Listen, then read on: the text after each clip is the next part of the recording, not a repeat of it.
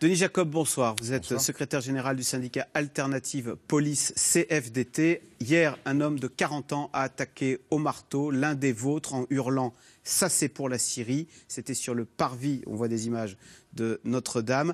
À chaque fois, Denis Jacob, on a l'impression, on constate que l'on s'en prend aux forces de l'ordre. C'était le cas sur les Champs-Élysées en avril dernier, c'était le cas à Orly en mars dernier, c'était le cas au Carrousel du Louvre en février dernier.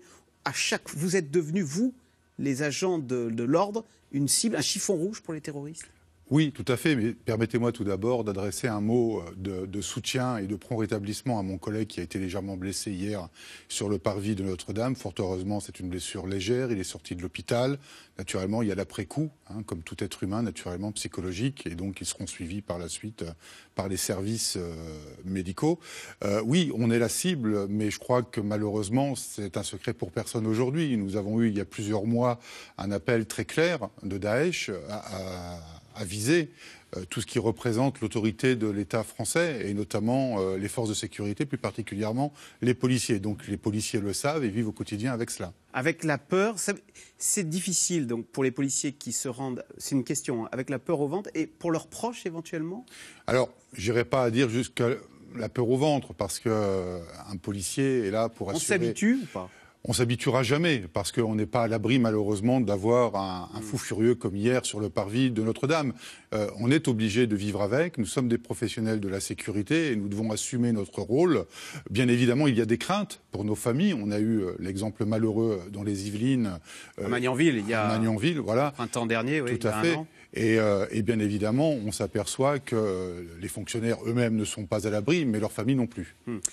Hier, très vite, l'un des collègues du policier attaqué a sorti son arme et a tiré 2 coups de feu, l'un sur le thorax, qui a probablement sauvé, l'un sur le thorax, l'autre sur le ventre.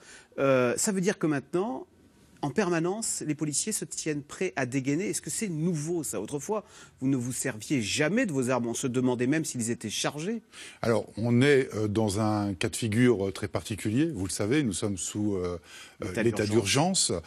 Il y a eu aussi une réforme du port de l'arme dans la police nationale. Vous savez qu'aujourd'hui, les policiers peuvent aussi porter leur arme hors service. Chez eux, et ils le font, ils ramènent leurs armes chez eux? Oui, enfin, il faut faire une demande, il faut une démarche volontaire, faire une demande à l'autorité, bien évidemment, de pouvoir garder son arme de service. Mais bien évidemment, les fonctionnaires de police peuvent rentrer chez eux avec leur arme de service. De là à dire qu'ils peuvent dégainer comme ils veulent, non, on est régi quand même par le cadre de la légitime défense. Les fonctionnaires sont formés à cela, en formation Alors, la initiale. formation a été renforcée, puisque maintenant on s'aperçoit que si vous faites de la surveillance, il faut être capable de riposter en temps réel. Donc, alors, il y a une formation initiale, il y a une formation continue, il y a des séances de tir obligatoires dans l'année, les policiers sont entraînés, mais... gilet pare-balles pour tous? Gilet pare-balles à port léger pour tous, bien évidemment, mais ça, je dirais... ça fait déjà un moment, bien avant les attentats, qu'on avait cette dotation. Je rappelle quand même que nous sommes sous Vigipirate depuis 1990, c'est pas récent, suite à la guerre du Golfe, et puis les attentats de 95, il ne faut pas l'oublier non plus. Donc on est dans un état d'urgence permanente, si je puis dire. On ne banalise pas, bien évidemment, la situation, mais on travaille avec parce qu'on doit protéger les citoyens. Alors, comment on vit ces missions de protection? Quand un jour de marché, on regarde toute voiture d'un œil suspicieux, les gens avec des sacs à dos, on est en alerte permanente? Alors les fonctionnaires de police, bien évidemment, sont en alerte permanente. Ils sont vigilants, ils sont attentifs. Ce qui s'est passé hier en est une démonstration. La réaction, le professionnalisme et le sang-froid de mes collègues ont permis de neutraliser immédiatement un individu qui aurait pu provoquer bien plus que ce qui ne s'est passé hier, notamment le décès soit de mon collègue, soit d'un touriste qui se trouvait autour. Oui, on est attentif, on n'est pas non plus suspicieux de tout. On est vigilant, on apprend aussi à être observateur dans la police nationale.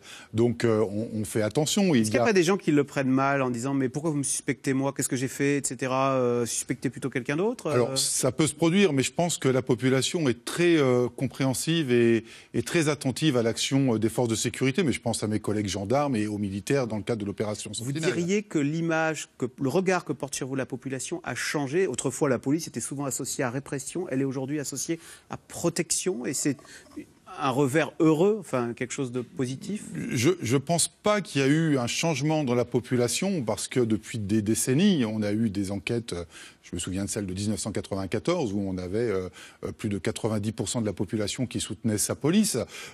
De manière générale, la population a toujours soutenu la police, mais après, il y a des sujets de société où une partie de la population est en opposition avec la police. On l'a connu avec le débat sur la loi travail, avec toutes ces manifestations où on a connu particulièrement des violences, mais globalement, la population soutient sa police et malheureusement, on en a eu une forte démonstration lors des attentats de novembre. Nous sommes sous état d'urgence depuis novembre 2015. Concrètement, ça veut dire que les journées durent combien de temps pour un policier Alors, les journées n'ont pas été rallongées. Nous avons un rythme horaire quotidien, sauf qu'on a renforcé la présence policière sur le terrain. Donc, qui dit plus de policiers sur le terrain, dit moins de turnover au niveau des repos, donc plus de fatigue. Donc, certaines vacances sont annulées toujours? On a eu des congés annulés, on a eu des congés reportés. Il faut le dire, les policiers sont fatigués.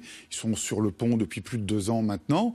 Et en plus, on a des problématiques internes, bien évidemment. Des heures sup payées correctement et immédiatement Les heures supplémentaires sont un des problèmes prégnants dans la police nationale depuis des décennies.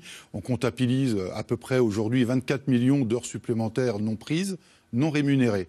Donc bien évidemment, c'est notamment un des messages qui a été passé au ministre de l'Intérieur lors du dernier rendez-vous la semaine dernière pour se pencher sur la problématique des heures supplémentaires. C'est vrai, Denis Jacob, qu'on voit beaucoup de policiers mobilisés pour faire de la surveillance. Et fort heureusement, dans plus de 99% des cas, il ne se passe rien. Est-ce que du coup, les journées ne sont pas longues à surveiller une situation paisible ? Non, les collègues savent qu'il peut y avoir un acte à tout moment terroriste. Ils sont prêts à intervenir.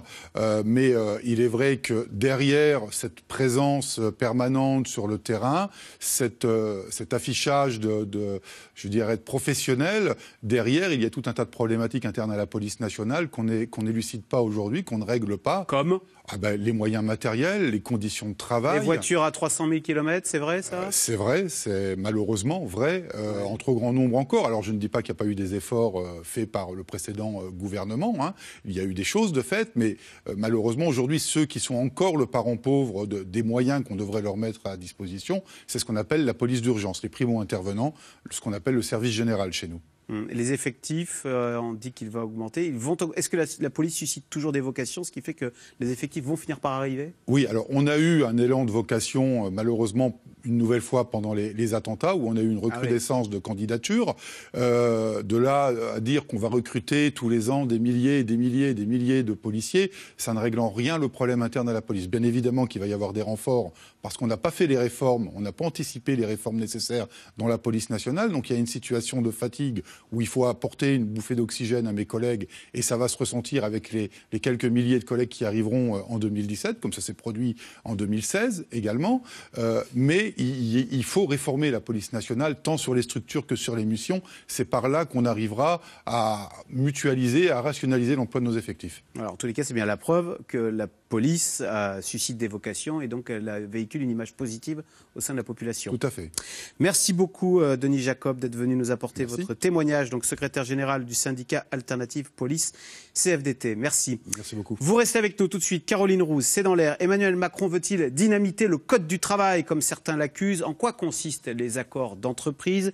Et puis les syndicats sont-ils en mesure de faire reculer, seraient-ils en mesure de faire reculer le gouvernement ? C'est dans l'air est intitulé ce soir « Travail, ce que veut vraiment Macron ».